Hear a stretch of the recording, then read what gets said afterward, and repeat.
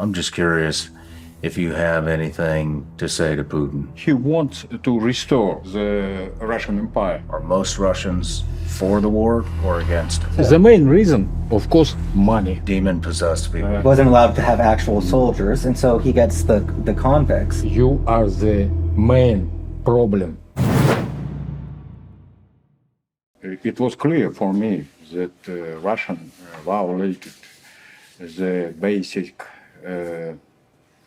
international law. It's an appropriate way to do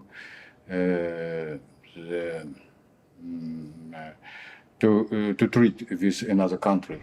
I decided not to return to Russia. And it became very dangerous for me. What are the, before we get into your life story, what are the feelings of the majority of Russians about the Ukraine war? Are most Russians for the war or against it? Unfortunately, the thing is in Russia, in my opinion, the main tone set up by people, by illiterate people, demon-possessed people. Demon-possessed people. Demon-possessed people. And government of the Russia allowed him to consider this is his norm. It's the main problem in Russia. Of course, there is a part of Russian society that's against this war.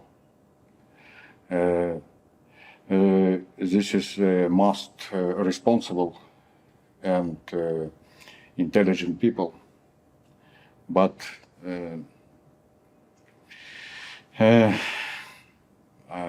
I'm sorry to say that, but I forced to accept this opinion that the most of the Russia or silently accept this situation or support. They support it. This war. Why does Putin want Ukraine so bad? I think this is an opportunity for him to stay in power, to save his power. He cannot propose any other way to вести государство дальше. To run the government for... Advance the government. And is he recreating the USSR? of course, he wants to restore the Russian Empire. But it is like the moving ahead, looking back. Do you think he would stop with Ukraine?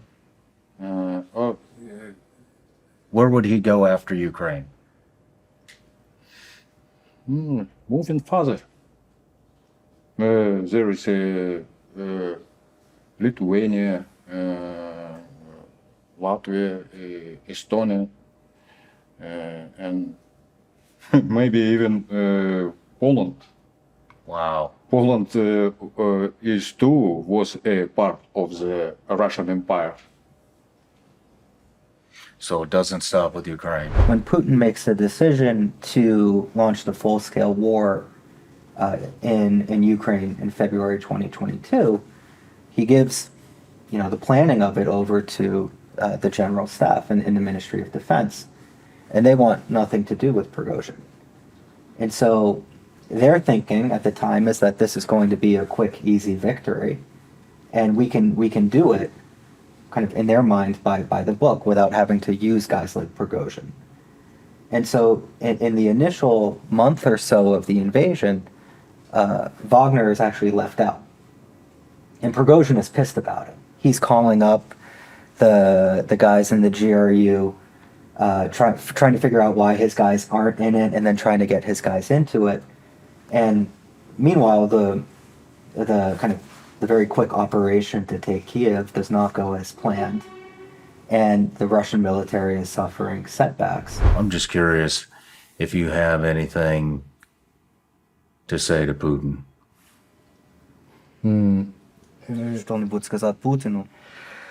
Що я можу сказати Путіну? Get out. Get out. Get out. You are enemy for my country. You are the main problem for my country. He gets exclusive permission for a time to go to all of Russia's prisons and recruit prisoners to the front line. And so he shows up, and he goes himself. I mean, he's a guy who does a lot of things himself. Yes, he was deprived for the resources of the mobilization. Yeah, he wasn't allowed to have actual soldiers, and so he gets the convicts. And so he shows up at these Russian penal colonies, and they gather all the prisoners into the prison yard. And he comes in his helicopter, and he comes in and he speaks in front of all of the prisoners, and he says, I have an offer for you. You can come and fight for me for 6 months, and if you survive, you're a free man, and your criminal record is expunged. And he tells them that my losses are worse than Stalingrad, which obviously resonates with Russians, and ultimately about 50,000 guys sign up. And the tactic that Prigozhin is going to use to take Bakhmut is the human wave tactic. And so these convicts, they get 2 weeks training, usually I think just inside kind of the border with Ukraine and around Luhansk. And then after that, they're sent to the front, and basically they're put in small units, and each small unit one unit will go out, attack the Ukrainian position. 8 guys might be killed, but 2 guys get into the trench, and they do some damage before getting killed, and before the Ukrainians have a chance to recover, another unit of convicts is coming through. And so it's a very inefficient way to wage war, but it is effective over time. Putin don't need the Ministry of Defense, professional Ministry of the qualifying and the efficiency Minister of Defense.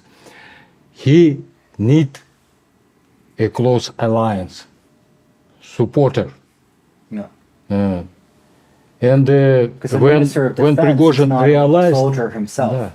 when Prigozhin realized that in any case he cannot to achieve his goal, he gave an order to turn around. And that sealed his fate ultimately, 3 months later. As far as a conflict between the Ministry of Defense and Prigozhin, this conflict was permanent. The main reason, from the moment of the creation, the brigade of Mercenaries brigade, and from the moment when Prigozhin become a sole curator of this project, this conflict began. Isn't it? Yeah. Began. Because it works for Putin's system too. The main reason, of course, money. Yeah. Prigozhin Wagner Group was funded bypassing the Ministry of Defense.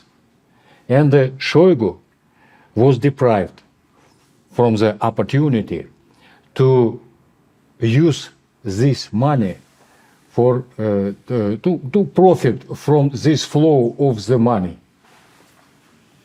Because that's how you make big Well, money in that's- Russia, is by only skimming money. off of the state budgets. So everything is a battle over the flow of budget, because the more budget that comes your way, the more you can line your own pockets. Yes, of course. Prigozhin Wagner Group was funded directly from the state budget. it went all the way- Bypassing. Yeah, and it went all the way down. And so one of the reasons that, like, one of the ways that people were making money in Donbass in 2014, 2015, right, is you're a commander and you tell the Ministry of Defense, oh, I have 200 guys under my command.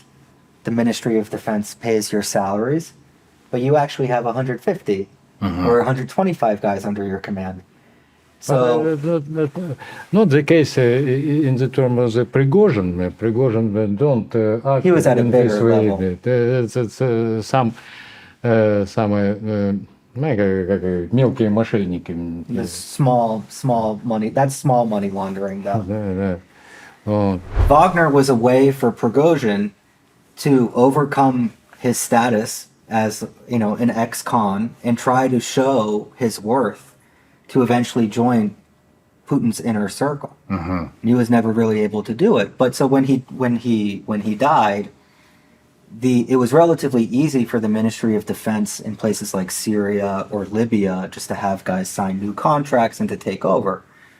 But where they were acting independently in like the Central African Republic, Yes, Central Defense. the guys special showed up. status. Yeah, the of guys, this the guys, industrial. the guys showed up, and they were like, they couldn't understand it. There's breweries, there's all sorts of things going on, and so the decision is made: if it's not broke, let's not fix it. No matter where you're watching Shawn Ryan Show from, if you get anything out of this, please like, comment, subscribe, and most importantly, share this everywhere you possibly can. And if you're feeling extra generous, please leave us a review on Apple and Spotify podcasts.